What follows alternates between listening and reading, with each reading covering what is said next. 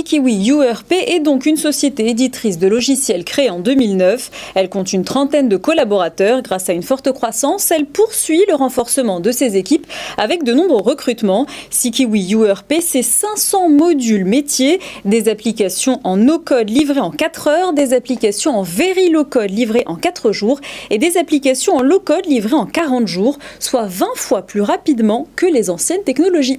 Merci Amal pour ces chiffres. C'est donc un bouleversement du marché de l'informatique que l'on va découvrir avec mes invités. Paul Sidbon, bonjour. Bonjour. Bienvenue, vous êtes le président de Sikiwi UERP, puisque l'entreprise est en train de changer de nom, c'est ça UERP en fait. UERP, parce que le marché est mondial, absolument, évidemment. Oui. À vos côtés, Louis Tinel, bonjour. Bonjour. Vous êtes directeur de projet chez UERP et vous allez nous détailler notamment les demandes de clients auxquels vous êtes confrontés. Alors pourquoi je dis bouleversement du marché de l'informatique? Qu'est-ce qui est en train de se passer?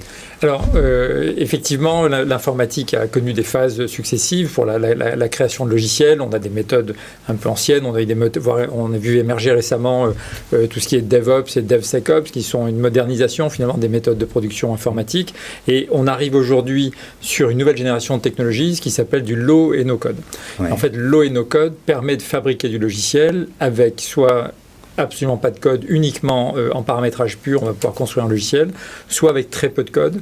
Et donc, on est en train de diviser par 10, par 20 les délais de production d'applicatifs par rapport à ce qui se faisait auparavant, même en DevOps. Et ça, c'est ce qu'on appelle le UERP, le low code, no code, c'est ça? Alors, UERP, c'est le nom de notre technologie, c'est ce que nous, on a développé après 13 ans de recherche et développement, et qui permet effectivement de fabriquer des logiciels. On a 500 modules logiciels qui servent de socle de façon à produire et de répondre à n'importe quel cahier des charges dans des délais qui sont extrêmement courts. Quand vous êtes arrivé avec cette idée-là, cette technologie-là, comment le marché vous regardait? Je dirais qu'il y a eu beaucoup d'années. Un peu de haut quand même. De très haut. De très haut. Ouais. Effectivement, pendant beaucoup d'années, on parlait de ces usines logicielles, de zéro code, de no code, en disant non, on a une capacité à industrialiser la production logicielle.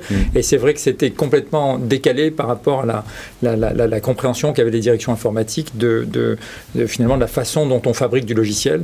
Et il y a eu une rupture très nette, il y a à peu près 12-18 mois, puisque le Gartner, qui est un des grands instituts de recherche, dit aujourd'hui que d'ici 2024-25, près de 80% des besoins logiciels seront adressés à travers des plateformes low no code. Donc en fait, Gartner confirme qu'il y a une révolution en cours et que toute la conception informatique est en train de changer. Pour bien comprendre, vous dites que ça va beaucoup plus vite, mais si je prends le no code, ça peut être en combien de temps? Alors, proposer un logiciel? Alors si on est en no code pur, c'est-à-dire que vous avez un cahier des charges et la technologie permet de fabriquer exactement votre cahier des charges, on est sur un délai de 4 heures. En 4 heures, on fabrique la solution clé en main, web, smartphone, application native. Donc, on est capable de fabriquer un bouquet logiciel, une véritable plateforme avec un grand nombre de fonctionnalités intégrées entre elles. Et le délai de fabrication, c'est 4 heures. No code. Et après, il y a d'autres, il y a différents degrés, on va dire. Oui, ensuite, on a effectivement des fabrications, ce qu'on appelle très low code. C'est-à-dire qu'il y a des petites intégrations sur nos briques existantes de façon à répondre parfaitement au cahier des charges. Donc là, on est sur un délai de 4 jours.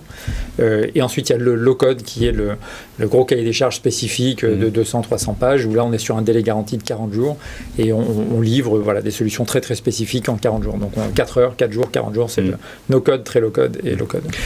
Louis Tinel, on parle de 500 modules métiers, ça veut dire que vous avez des demandes qui sont vraiment très variées? Exactement, tout à fait. On a énormément de clients pour qui on travaille, avec qui on a pu développer premièrement ces 500 modules et à la suite de ces premières applications, les clients sont tout de suite revenus, ils ont pu tester la technologie et la technologie ayant fait ses preuves, sont revenus pour nous donner des applicatifs qui n'avaient rien à voir comparé à celui initial et nous avons pu comme ça arriver aujourd'hui à un panel de plus de 500 modules métiers qui nous permettent de délivrer des solutions allant jusqu'au stade de l'ERP. Ça veut dire que vous les développez, en fait, ces modules, ils se sont développés en fonction des demandes des clients également, c'est ça? Entre autres. On a donc, en fonction des demandes clients, on a pu développer des solutions qui étaient déjà existantes pour les spécifier, les personnaliser un petit peu plus. Et à côté de ça, nous aussi, nous faisons beaucoup de recherche et développement. Et à l'heure actuelle, nous sortons environ 2-3 nouveaux modules par semaine. Ouais. C'est des clients qui sont dans quel secteur d'activité, même si on les cite pas? C'est très varié? C'est très varié en effet. On a de grands clients.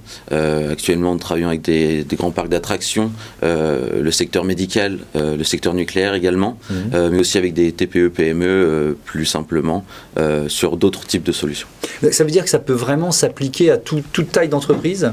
En fait, il n'y a pas de limitation, c'est-à-dire ni de domaine du logiciel, c'est-à-dire qu'on a des logiciels de gestion des ventes, du CRM, gestion de production, gestion de maintenance, gestion de ressources humaines, donc sur le SIRH, production paye, donc on a vraiment tout l'éventail finalement de logiciels. On est sur des logiciels d'entreprise, d'expérience client, donc qui permet de définir des parcours clients, de places de marché, de systèmes de vente. Donc on couvre tout le spectre logiciel, effectivement toute taille d'entreprise, donc des TPE, des associations, des PME, des ETI et des très grands groupes.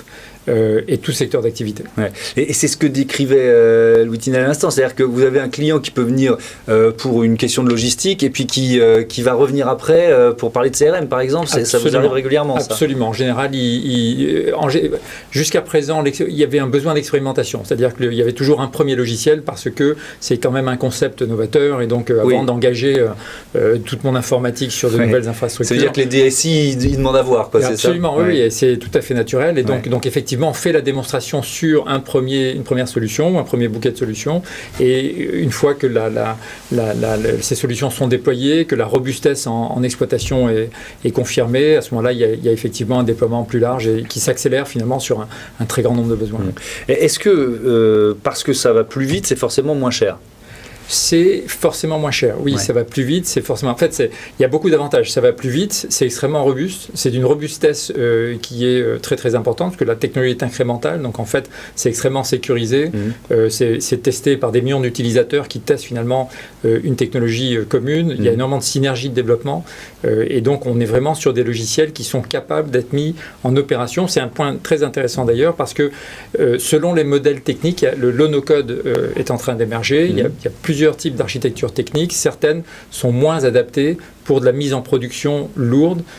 On a eu de la chance, nous on a fait les bons choix et nos systèmes sont vraiment conçus pour une mise en production, ce qu'on appelle des logiciels mission critical, c'est-à-dire des logiciels qui sont destinés à être mis en exploitation dans des conditions très tendues. Et on va terminer là-dessus en matière de cybersécurité. Est-ce que quand vous dites plus robuste, ça veut dire quoi? C'est très sécurisé parce qu'en fait on sécurise la plateforme. Donc une fois vous êtes sécurisé vous êtes approuvé par 10 ou 15 grands groupes partenaires, ça veut dire que vous avez franchi finalement la plateforme dans son ensemble, a franchi la qualification de sécurité de ces 15 grands groupes partenaires. Et donc le 16e client qui arrive trouve un environnement de sécurisation de la technologie, de cryptage des données, qui répond finalement à ces critères de sécurité qu'il est impossible d'appliquer sur un logiciel unitaire, tellement on va nous appliquer de couches de sécurité sur l'ensemble de la plateforme. Et donc, ce qui veut dire que toutes les émanations de cette plateforme, tous les logiciels qu'on produit, automatiquement embarquent toutes ces couches de sécurité.